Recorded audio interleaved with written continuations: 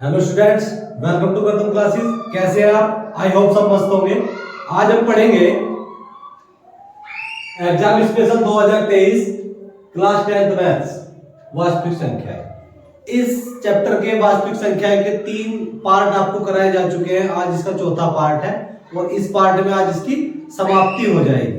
आज हम देखते हैं, सबसे पहले आप देखेंगे पर्वे नंबर 3। पर्वे नंबर 3 को हम सिद्ध नहीं कराएंगे, केवल इसका स्टेटमेंट आपको बताना है क्योंकि ये एग्जाम की दृष्टि से बहुत ही इंपॉर्टेंट है। देखिए, मान लो x एक परिमेय संख्या है। परिमेय संख्या वे संख्या होती है जो p/q के रूप में लिखी जाती है, जिसका दशमलव प्रसार शांत है।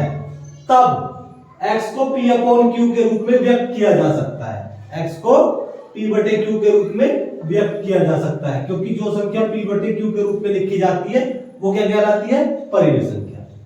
जहां p और q सहभाज्य पूर्णांक है। सहभाज्य पूर्णांक वे पूर्णांक होते हैं जिन दो पूर्णांकों का HCF एक हो तो सहभाज्य पूर्णांक है, तथा q के अभाज्य गुणनखंड 2 की पावर m और 5 की पावर n के रूप के होते हैं। ठीक है, जहां m व n कोई ऋणात्मक पूर्णांक है, नॉन नेगेटिव जीरो। ठीक, तो अभी इन्हीं पर क्वेश्चन करेंगे ताकि ये आपको अच्छे से समझ आ जाएंगे। अब देखिए पर्वे नंबर 4। पर्वे नंबर 4 में क्या है? माना x बराबर p/q एक परिमेय संख्या ऐसी है कि q के अभाज्य गुणनखंड 2 की पावर m 5 की पावर n के रूप में है। जहां m व n ऋणात्मक पूर्णांक है, तब x का दशमलव प्रसार शांत होगा। मतलब जो पर्वे नंबर 3 में है वही बात पर्वे नंबर 4 में बताई गई है। अब देखेंगे क्वेश्चन नंबर 5, पर्वे नंबर 5। देखिए, मान लीजिए x बराबर p/q एक परिमेय संख्या इस प्रकार है कि q के अभाज्य गुणनखंड 2 की पावर m 5 की पावर m के रूप में नहीं है। इन दोनों में है 2 की पावर m 5 की पावर n के रूप में, इनमें है, इसमें नहीं है। ठीक है, इसके रूप में नहीं है, तब x का दशमलव प्रसार अशांत आवृत्ति होता है। अब हम क्वेश्चन पे चलते हैं। बिना लंबी विभाजन प्रक्रिया किए बिना दर्शाइए कि निम्न परिमेय संख्याओं का दशमलव प्रसार शांत होगा। प्रत्येक को दशमलव रूप में व्यक्त कीजिए। ये क्वेश्चन आपका 2020 में पूछा गया है। देखेंगे 31/2 की घात 2 और 5 की घात 3। मैंने अभी आपको बताया था जो संख्या p/q के रूप में लिखी जाती है, जो संख्या p/q के रूप में लिखी जाती है और q के अभाज्य गुणनखंड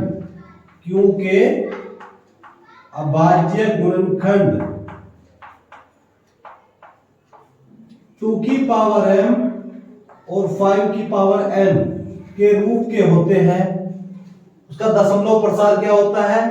दशमलव प्रसार शांत होगा। क्या होगा? दशमलव प्रसार शांत। ठीक है, इनका दशमलव प्रसार शांत होगा।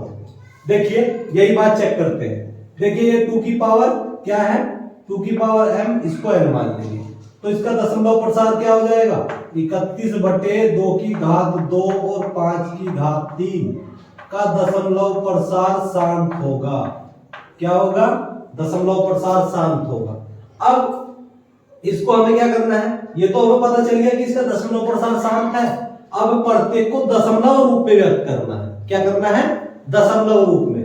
देखिए, दशमलव रूप में इसके हम किस तरह लिखेंगे? आप ध्यान देंगे। देखिए, 2 की घात 2 है या 2 की घात 3 है।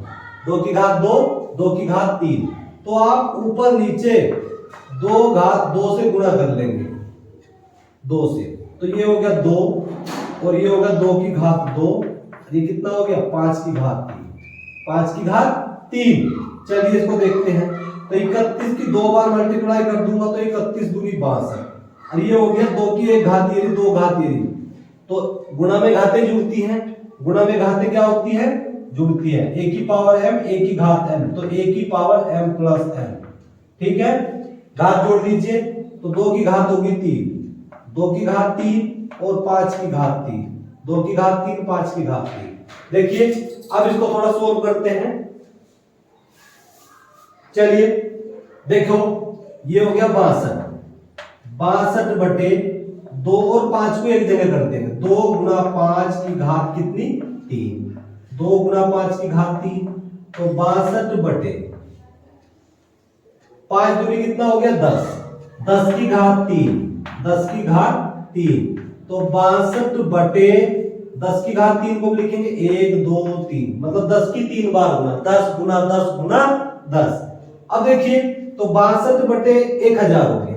अब मैं 1000 को 62 से अगर भाग देता हूं तो मैं क्या करूंगा? बाई साइड को दशमलव के 1 2 3 इधर चलूंगा, 3 अंक बाद दशमलव लगा दूंगा। तो लगाइए 6 2 0 और 1, तो यहां आप 3 अंक बाद दशमलव लगा देंगे। ठीक है, तो इसका ये दशमलव प्रसार हो गया। सबसे पहले ये देखिए, हमें बताना है कि इसका दशमलव प्रसार कैसा है? शांत। दशमलव प्रसार कैसा है? शांत है। ठीक, और दशमलव रूप में हम इस तरह से व्यक्त कर सकते हैं। ठीक है, अब हम चलते हैं इसके सेकंड पॉइंट पर। चलिए सेकंड पॉइंट देखते हैं। सेकंड पॉइंट को चेक करते हैं कि इसका दशमलव प्रसार शांत होगा या अशांत होगा। करिए, 33 बटे, हम लिखेंगे 50 को लिखेंगे 2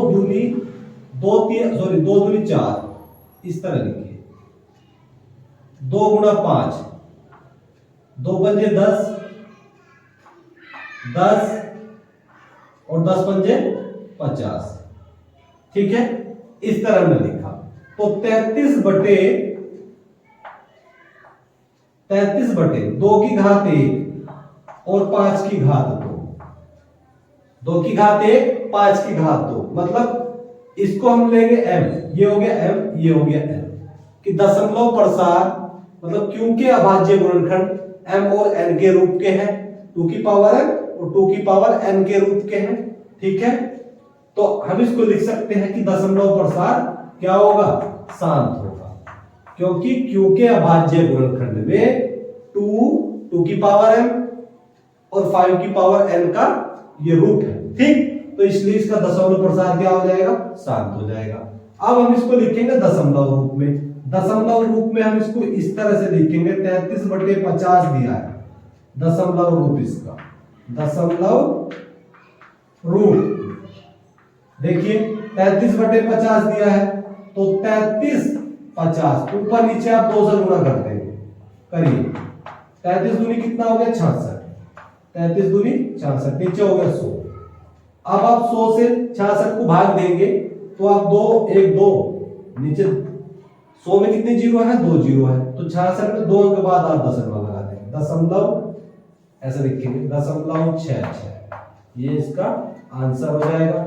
चाहे तो आप यहां दशमलव के बाद में इधर बाई साइड 0 भी लगा सकते हैं। ठीक, इस तरह करें। अगला क्वेश्चन देखेंगे, बिना लंबी विभाजन प्रक्रिया किए बताइए कि निम्नलिखित परिमेय संख्याओं के दशमलव प्रसार शांत है या अशांत आवृत्ति है। देखिए, फर्स्ट पॉइंट है 13 बटे 3125 का दशमलव प्रसार कैसा है। ठीक, ये आपको बताना है। और सेकंड पॉइंट है 29 बटे 343 का दशमलव प्रसार कैसा है। ठीक, इस क्वेश्चन को आप करेंगे, आप कर देखेंगे। यदि कोई क्वेश्चन आपको नहीं आता तो आप उसको कमेंट बॉक्स में डालेंगे, आपको वो कराया जाएगा। ठीक है, ये क्वेश्चन आपको इसलिए दिए जा रहे हैं ताकि आप प्रैक्टिस कर ले इसकी और आप पेपर में अच्छी परफॉर्मेंस कर सके। ठीक, अब अगले क्वेश्चन पे चलते हैं। बिना लंबी विभाजन प्रक्रिया किए ज्ञात कीजिए कि 987 बटे 10,500 का दशमलव प्रसार शांत होगा या अशांत आवृत्ति होगा। ठीक, अपने उत्तर के लिए कारण दीजिए। बहुत ही इंपॉर्टेंट क्वेश्चन है, इस क्वेश्चन को देखते हैं। ये आपको आए हुए क्वेश्चन कराए जा रहे हैं। ठीक है, देखिए दिया है 987 बटे 10,500। देखिए 987 बटे 10,500 को हम किस तरह से लिखेंगे? 987 बटे 10,500 को हम इस तरह से लिखेंगे। आप देखिए ये 105 है, कितना है? 105, तो 105 आगे कितनी जीरो लगी है? 2 जीरो। 2 जीरो का मतलब इसको लिख लेंगे 100। क्या लिख लेंगे 100। अब आप इसको छोटे छोटे टुकड़े करेंगे, टुकड़े करिए। ये दिया है 987, 987, इसको करिए 5 तिया 15, 5 तिया 15 और 15 सत्ते 105।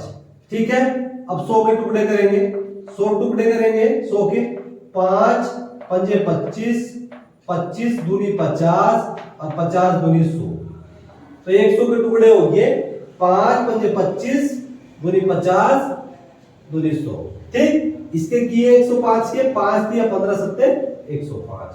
ठीक है, अब आप क्या करेंगे, देखिए आपके मतलब शांत दशमलव प्रसार दिखाने के लिए, क्योंकि अभाज्य गुणनखंड मतलब नीचे 5 और 2 के अलावा अगर कोई है, कोई और, क्योंकि अभाज्य गुणनखंड में कोई और नंबर है तो उसका दशमलव प्रसार क्या होगा, अशांतावृत्ति होगा। क्या होगा, अशांतावृत्ति होगा। तो देखिए मैं 707 से इसको काट रहा हूं, देखिए 14 बार तो ये कट गया, 14 सत्ते 98, 7 एकम 7, 141। क्या बचा 141, ये हो गया जी 141 बटे 5 गुणा 3 और 5 गुणा 5 और 2 गुणा 2। ठीक है, देखिए अब क्योंकि अभाज्य गुणनखंड में एक 3 अतिरिक्त हो रहा है, अब 3 से इसको डिवाइड करके देखिए कितनी बार कटेगा। देखिए 3 चौक 12, 3 चौक 12, 14 में से 12 घटा दिए 2 बचे, 2 इधर चले गए, ये हो गया 21, 3 सत्ते 21, तो ऊपर हो गया 47। कितना हो गया 47। नीचे देखिए 5 गुणा 5 गुणा 5, तो 5 है 3 बार और गुणा 2। ठीक है, तो 47 बटे ये कितना हो गया 1 2 3, तो 5 की घात 3 और ये हो गया 2 की घात 2, 5 की घात 3 और 2 की घात 2। तो दशमलव प्रसार शांत होगा। क्या होगा, दशमलव प्रसार शांत होगा। क्यों होगा, क्योंकि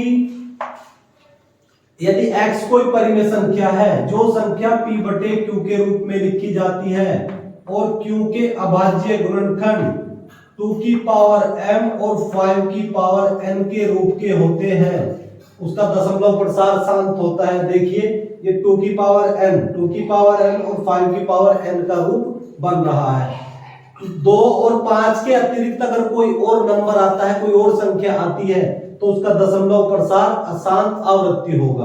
क्या होगा, अशांत आवृत्ति होगा। तो इसका दशमलव प्रसार कैसा है, शांत आवृत्ति है। ठीक है, देखते हैं बिना लंबी विभाजन प्रक्रिया किए दिखाइए कि परिमेय संख्या 66 बटे 180 शांत दशमलव है, यह अशांत आवृत्ति है। बिना वास्तविक विभाजन किए परिमेय संख्या 13 बटे 125 का दशमलव रूप भी ज्ञात करिए। इस क्वेश्चन को आप करेंगे 2022 में आया है। ठीक, इसका जो दशमलव प्रसार होगा अशांत आवृत्ति हो गया, उसका हमें दशमलव रूप भी लिखना है। ठीक है, ये होगा 0.104 इसका आंसर है। आप इसको कर करके मैच कर लेंगे।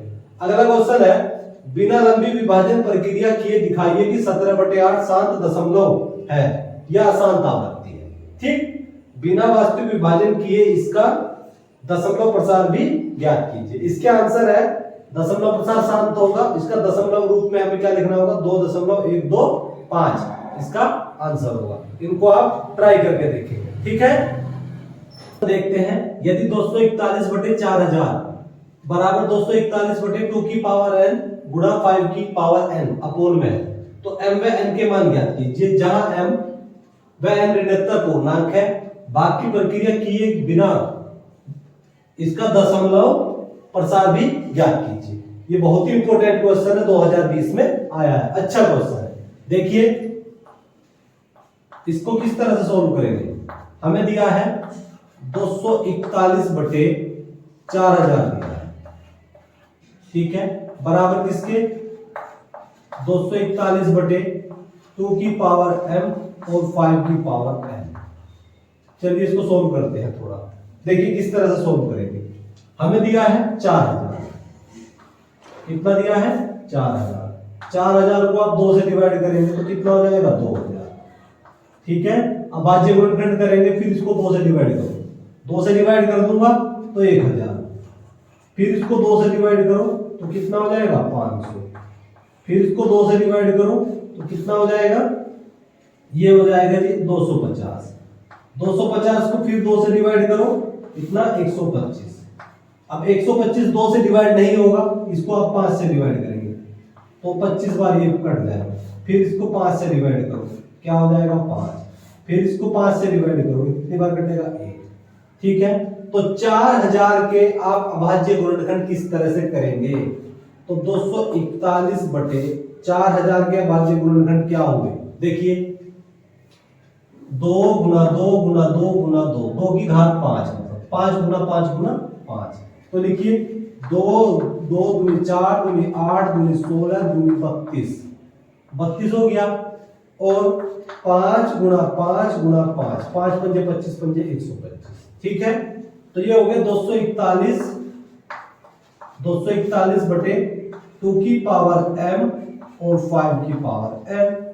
ठीक, देखिए तो ये हो गया 241 बटे 1 2 3 4 5, तो 2 की घात है जी 5, 2 की घात कितनी 5, और 1 2 3, 5 की घात कितनी है 3, 5 की घात कितनी है 3, बराबर किसके है, बराबर है 241 बटे 2 की पावर m और 5 की घात n। ठीक है, अब हम देखिए क्या करेंगे, यहां 2 की पावर है क्या, 2 की पावर m है, 2 की पावर 5 है, या 5 की घात n है, और यहाँ 5 की घात कितनी है 3 है। तो मैं एक काम कर सकता हूं, घातों की तुलना कर सकता हूं। देखिए m बराबर क्या है 5, n बराबर क्या है 3, m बराबर 5 n बराबर 3, तो लिखेंगे घातों की तुलना करने पर, घातों की तुलना करने पर, घातों की तुलना करने पर, चलिए घातों की तुलना कर दीजिए। तो m बराबर क्या आया यहाँ, m बराबर आया 5, m बराबर 5, n बराबर 3, तो रखेंगे m बराबर 5, m बराबर आया 5, n बराबर आया जी 3। ठीक है, m बराबर 5 n बराबर 3।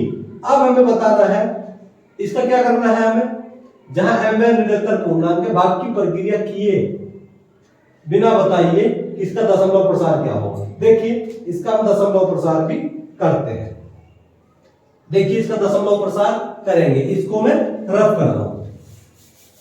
चलिए दशमलव प्रसार करेंगे किसका, दशमलव प्रसार, दशमलव प्रसार कर रहे हैं 241 बटे किसका 4000 का। चलिए 241 बटे 4000 का दशमलव प्रसार आया गया था, देखो इसको करेंगे 2 गुना 2 गुना 2 गुना 2 गुना 2, 2 की हम 5 बार गुना कर रहे हैं, और ये हो गया 5 गुना 5 गुना 5। ठीक है, चलिए थोड़ा सा और इसको बढ़ाते हैं, तो 241 बटे, आप ध्यान देंगे 1 2 3 4 5, 1 2 3 4 5, 2 की घात कितनी है 5 है, 2 की घात 5 है, 5 की घात कितनी है 3 है, 5 की घात 3। जब 5 की घात 3 है, यहाँ 2 की घात 5 है, तो आप एक काम कर लीजिए, इसको भी इनको भी 5 घात कर लीजिए, तो 5 की घात 5, 5 की घात 3 को 5 की घात 5 बनाने के लिए मैं ऊपर नीचे 5 की घात 2 से गुणा कर दूंगा, 5 की घात 2 से गुणा कर दूंगा। 5 की घात 2 का मतलब क्या हो गया, 5 की घात 2 का मतलब हो गया 25, मतलब 5 गुणा 5 क्या हो गया 25, मतलब 241 गुणा 25, नीचे कितना हो गया, देखिए 2 की घात 5, और ये कितना हो गया भाई 5 की घात, सॉरी 2 की घात 5, 2 की घात 5 और 5 की घात 5। अब 241 की 25 बार आप गुणा कर देंगे, करिए 241 और गुणा 25 करिए जी, ये हो गया 5 और 24 पंजे 120, और ये कितना हो गया 2 और 24 दूनी 48, तो ये हो गया 5 2 8 2 10 की 0, ठीक 4 5 1 6, तो 6000 कितना हो गया ये आया जी 6025। कितना आया? 6025। तो 6025 हो गया ये। अब आप देखेंगे 2 की घात 5 है। कितना है? 2 की घात 5। तो मैं 2 की घात 5 गुणा 5 की घात 5 को इस तरह से लिखूंगा, 2 गुणा 5 की घात 5। तो ये कितना हो गया भाई? 10। अब 10 की घात होगी 5, मतलब 10 क्यों? 10 गुणा 10 गुणा 10 गुणा 10 गुणा 10। तो आप एक के आगे कितनी जीरो लगा लेंगे? 1 2 3 4 5। 1 2 3 4 5। तो ये हो गया 5 जीरो। 1 2 3 4 5। अब आपको करना क्या है? नीचे आपके पास में इकाई, दहाई, सैकड़ा, हजार, 10,000, लाख। तो 1 लाख हो गया। 1 लाख को 1 लाख से 6025 को हम डिवाइड करेंगे। देखिए हमारे पास कितने अंक है? 1 2 3 4। तो आप यहां जीरो लगा करके आगे एक अंक बाद दशमलव लगा देंगे। तो हम यहां लिखेंगे 6025 तो आपके पास में है ही, तो 0.06025 इसका आंसर आ जाएगा। क्योंकि हमें 1 2 3 4 5 अंक बाद दशमलव लगानी है। 5 अंक बाद हमें क्या लगानी है? दशमलव लगानी है। तो ये इसका आंसर हो जाएगा। ठीक है। अब हम इसके बहुविकल्प प्रश्न पढ़ेंगे। बहुविकल्प प्रश्न में क्या है? देखिए पहला क्वेश्चन, किसी पूर्णांक m के लिए प्रत्येक धनात्मक संपूर्णांक का रूप होगा। ये क्वेश्चन आपका 2019 में पूछा गया है। ठीक है। देखिए m ए पार्ट में दिया है m, b में दिया है m+1, c में दिया है 2m, d में दिया है 2m+1। हमें करना क्या है? m का मान रखना है। वो बोल रहा है पर धनात्मक संपूर्णांक सम संख्याएं वे संख्याएं होती है जो 2 से पूरी पूरी कट जाती है, वो सम संख्याएं होती है। चलिए मैं m का मान अगर 1 रख दूं, m का मान 1 रखिए, m का मान 1 रखने पे कितना हो जाएगा? 1। m का मान में 10 रख दूं तो ये क्या हो जाएगा? 10। अगर n का मान में 21 रख दूं तो m का मान 21 हो जाएगा। 21 2 से नहीं कटेगा, तो इसलिए ये नहीं होगा। ठीक है। चलिए अब m का मान कुछ भी रखिए, यहां मान लीजिए m का मान 10 रख दिया। 10 और 1 11, 10 और 1 11, 11 2 से नहीं कटेगा। ठीक है। m का मान यहां मान लीजिए 2 रख दिया। क्या रख दिया? m का मान 2 रखा, तो 2 और 1 3, 3 2 से नहीं कटेगा, तो ये भी इसका आंसर नहीं होगा। चलिए अब देखिए c पॉइंट में है 2m, m का मान आप 1 रखिए, m का मान 1, 2 की 1 में गुणा करने पे कितना हो जाएगा? 2। तो 2 एकम 2, 2 से 2 कट जाएगा एक बार। ठीक। आपकी बार में m का मान रख दो भाई 11, तो 11 दूनी 22। m का मान मैंने 11 रखा, 11 दूनी 22, 22 कटेगा 2 से। ठीक है। 11 बार कट जाएगा। m का मान लीजिए मैंने 23 रख दिया, 23 दूनी 46, 46 2 से कट जाएगा। ठीक है। तो इसका ये आंसर हो जाएगा। किसी पूर्णांक m के लिए प्रत्येक धनात्मक संपूर्णांक का रूप होगा 2m। क्या आंसर होगा इसका? 2m। ठीक है। चलिए अगला क्वेश्चन देखते हैं। किसी पूर्णांक n के लिए प्रत्येक धनात्मक विषम पूर्णांक का रूप होगा। प्रत्येक धनात्मक विषम पूर्णांक का रूप होगा। देखिए चेक करते हैं। n के स्थान पे अगर 1 रख दूं तो ये हो जाएगा 1। n के स्थान पे यदि मैं 2 रख दूं तो ये 2 हो जाएगा, विषम संख्या हो जाएगी। तो ये इसका आंसर नहीं है। अगर मैं n के स्थान पर क्या रखूं? n के स्थान पे मैं रख दूं 3 रख दूं, 3 और 1 कितना हो गया? 4। n बराबर 3 रखा, 3 और 1 कितना हो गया? 4। n के स्थान पे 7 रख दूं, 7 और 1 हो गया 8।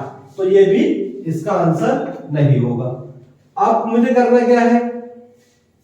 n के स्थान पे मैं 1 रख दिया तो ये कितना होगा? 2 एकम 2। n के स्थान पे 3 रखो, 2 3 6, तो ये भी आंसर नहीं होगा। चलिए अब हम चलते हैं डी पॉइंट पर। देखिए डी पॉइंट में क्या है? n के स्थान पे यदि मैं 3 रख दूं तो 3 दूनी 6, 6 और 1 कितना हो गया? 7। तो 7 एक विषम संख्या है, 7 एक विषम संख्या है। चलिए 1 से हमारा काम नहीं चल रहा, और रख के देखो, 19 रख के देख रहा हूं। n के स्थान पे क्या रख रहा हूं? 19, 19 दूनी 38, 38 और 1 39, 39 एक विषम संख्या है। ठीक। चलिए हम और चेक करते हैं। अगर मैं 41 रखूंगा n के स्थान पे 41, तो 41 दूनी कितना हो गया 82, 82 अरे कितना हो गया 83। तो ये क्या है, एक विषम संख्या है। क्या है, विषम संख्या है। ठीक है, तो इसका ये आंसर होगा। ये क्वेश्चन बहुत ही इंपॉर्टेंट है, 2019, 2021 और 2022 में ये क्वेश्चन आया है। ठीक, चलिए अगले क्वेश्चन चलते हैं। निम्नलिखित में कौन सा एक सहभाज्य संख्याओं का युग्म है? सहभाज्य संख्याओं का युग्म है।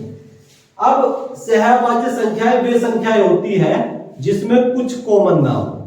ठीक है, जिसमें एक के अतिरिक्त कोई और कॉमन न हो। देखिए सबसे पहले तो आप देखिए 14 और 35, 7 दूनी 14 और 7 पंजे 35। ठीक है, तो इन दोनों में 7 कॉमन है, 7 के बाड़े से दोनों कट जाएंगे।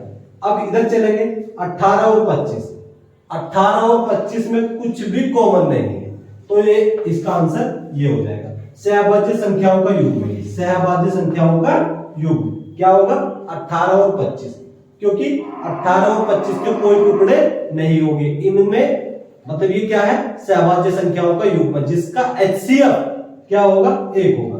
अब ये देखिए आगे भी चलते हैं, 31, 31 तिया 93, 3 बार ये पूरा पूरा कट जाएगा, और 32 दूनी 64 ये पूरा पूरा कट जाएगा। इसमें क्या है, इसमें 31 HCF है इसका HCF क्या है 31 है, इसका HCF क्या है 62 है। ठीक है, सॉरी 32 है, तो इसका HCF कितना है 1 है, और जिसका HCF 1 होता है वो क्या कहलाता है सहभाज्य संख्याओं का युग्म कहलाता है। चलिए अब क्वेश्चन नंबर 4 पे चलते हैं। दो धनात्मक पूर्णांकों C और D पर यूक्लिड विभाजन प्रमेयिका के प्रयोग से इनका मैसा क्यों होगा?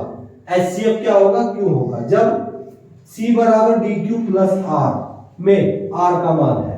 देखिए आप यूक्लिड विभाजन एल्गोरिथम या यूक्लिड विभाजन प्रमेयिका का प्रयोग अगर करते हैं तो उसमें क्या होता है, भाग की प्रक्रिया को आप तब तक लगाते हैं जब तक शेषफल मतलब रिमाइंडर 0 ना, क्या ना हो, रिमाइंडर 0 ना हो, तो इसका ये आंसर होगा R बराबर 0। हम तब तक भाग लगाते हैं जब तक शेषफल 0 ना हो, रिमाइंडर 0 ना हो, मतलब R बराबर 0 इसका आंसर हो जाएगा, और कोई ऑप्शन देखने की जरूरत ही नहीं है। अब अगला क्वेश्चन देखेंगे, क्वेश्चन नंबर 5 भविकल्प में 15, 18 और 24 का एलसीएम। इस क्वेश्चन को आप करेंगे, मैं एलसीएम वाले क्वेश्चन आपको करा चुका हूं, इतना कठिन है नहीं। 15, 18 और 24 का एलसीएम ले लेंगे, 360 इसका आंसर आएगा। ठीक है, चलिए अगला क्वेश्चन देखेंगे। संख्या 144 के अभाज्य गुणनखंडों में अभाज्य गुणनखंडों की घातों का योग क्या है? इस क्वेश्चन को देखिए मैं करा रहा हूं।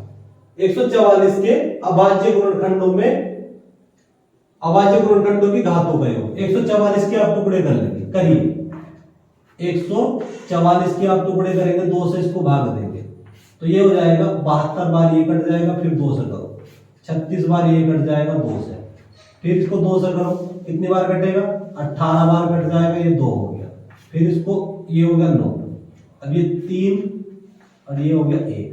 देखिए तो ये कितना आया भाई, ये आया आपका 144 के हमने टुकड़े करे, 144 के टुकड़े क्या आए 2 गुना 2 गुना 2, 1 2 3 4, ठीक है, 1 2 3 4, ठीक है, और 3 गुना 3। देखो 2 दूनी 4 दूनी 8 दूनी 16, 16 तिया 48, 48 तिया कितना हो गया 144, तो ये हो गया 2 की घात कितना 4, 2 की घात 4, ये कितना होगा 3 की घात 2। अब हमें क्या करना है, अभाज्य गुणनखंडों की घातों का योग बताना, घातों का योग। ये हमारा आया है 4 घात ये 3 घात 2 घात ये, तो 4 प्लस 2 6, 4 प्लस 2 बराबर कितना हो गया 6। अभाज्य गुणनखंडों की घातों का योग कितना हो गया 6, तो इसका आंसर आएगा भाई 6। ठीक है, तो ये आया है क्वेश्चन 2022 में। ठीक, अगला क्वेश्चन देखते हैं। संख्या 156 का अभाज्य गुणनखंड होगा, इस क्वेश्चन को आप करेंगे, इसका आंसर आएगा 2 की घात 2 गुणा 3 गुणा 13। ये 2022 में ये क्वेश्चन आया है। ठीक है, अगर कोई क्वेश्चन आपसे नहीं होता तो आप कमेंट बॉक्स में डाल देंगे, आपको कराया जाएगा। ठीक, चलिए अगला क्वेश्चन देखते हैं। यूक्लिड विभाजन एल्गोरिथम के अनुसार 2 धनात्मक पूर्णांक a और बी दिए रहने पर ऐसी अद्वितीय पूर्ण संख्याएं क्यू और आर विद्यमान है कि ए बराबर B Q plus R Euclid विभाजन प्रमेयिका या यूक्लिड विभाजन एल्गोरिथम में, जबकि आर निम्न को संतुष्ट करता है। तो आर कौन से को संतुष्ट करेगा? आर छोटा होगा आर से, सॉरी 1 छोटा होगा आर से, आर छोटा होगा बी से, ये नहीं आएगा। और 0 छोटा होगा आर से और बी बड़ा होगा आर से और बराबर होगा, ये नहीं आएगा। तो इसका ये सी पॉइंट होगा। इसका आंसर होगा क्या? 0 मतलब आर बड़ा होगा और बराबर होगा किसके? 0 के, और बी बड़ा होगा आर से। बी होता है भाजक, आर होता है शेषफल, ठीक है। इसका सी पॉइंट ठीक होगा।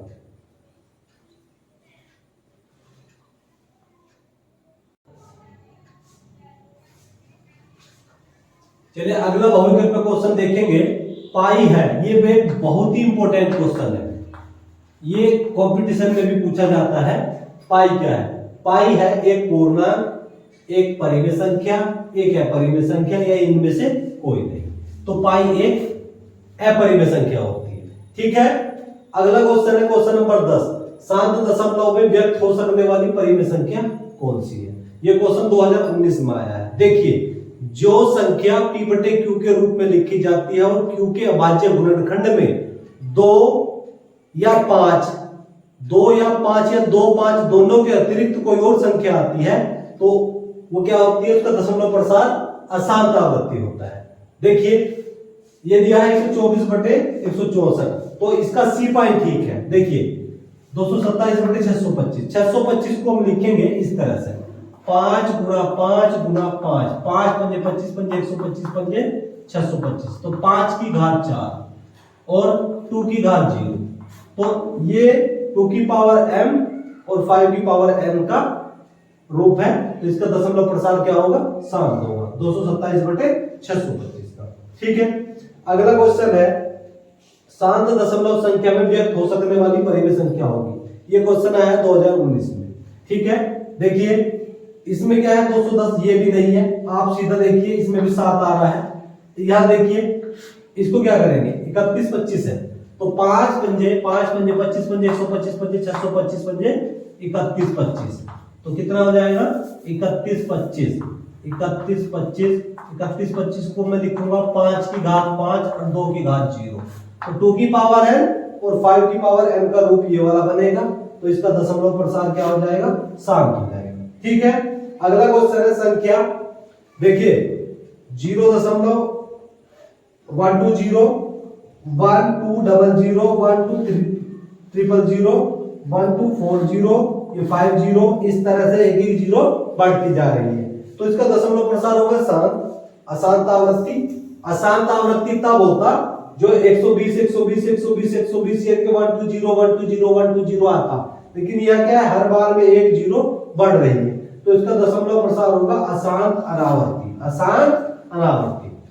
देखते हैं क्वेश्चन नंबर 12। यदि संख्याओं का एचसीएफ 1 है, यदि दो संख्याओं का एचसीएफ 1 है तो वे संख्याएं होंगी, तो वे संख्याएं होंगी सहअभाज्य, सहअभाज्य संख्याएं, सहअभाज्य संख्याएं होंगी। देखिए आपके पास में संख्याएं हैं 3 है और 7 है। सबसे पहले आप 3 के टुकड़े करेंगे, 3 गुणा 1, और 7 के टुकड़े करेंगे 7 गुणा 1। तो देखिए इनका जो एचसीएफ है, इनका अभाज्य गुणनखंड में कितने कॉमन है? इसमें 1 कॉमन है, तो इसका मतलब एचसीएफ क्या हो गया? एचसीएफ हो गया 1। तो जिन संख्याओं का एचसीएफ 1 होता है वो संख्या कहलाती है सहअभाज्य संख्याएं या सहअभाज्य पूर्णांक, ठीक। चलिए अगला क्वेश्चन देखते हैं। क्वेश्चन नंबर 13, ये बड़ा इंपॉर्टेंट क्वेश्चन है।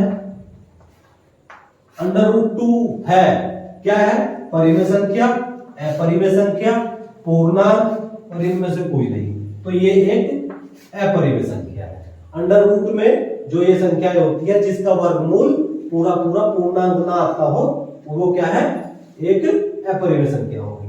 अगला क्वेश्चन है क्वेश्चन नंबर 14, 5 √2 है अपरिमेय संख्या, परिमेय संख्या, पूर्णांक, इनमें से कोई नहीं, तो ये आपका अपरिमेय संख्या होगा। इसका ए पॉइंट होगा, अपरिमेय संख्या। देखिए, यदि मेरे द्वारा समझाने में आपको कोई बेनिफिट हो रहा हो तो आप प्लीज चैनल को लाइक, शेयर एंड सब्सक्राइब करें, ताकि हमारे आने वाले वीडियो का नोटिफिकेशन आपको मिलता रहे और आप अपने बोर्ड एग्जाम की तैयारी करते रहे। ये मैं आपसे प्रॉमिस कर रहा हूं, मैं आपके बोर्ड एग्जाम की पूरी तैयारी कराऊंगा, ठीक है, उसमें आपको कोई प्रॉब्लम नहीं होगी। Thank you.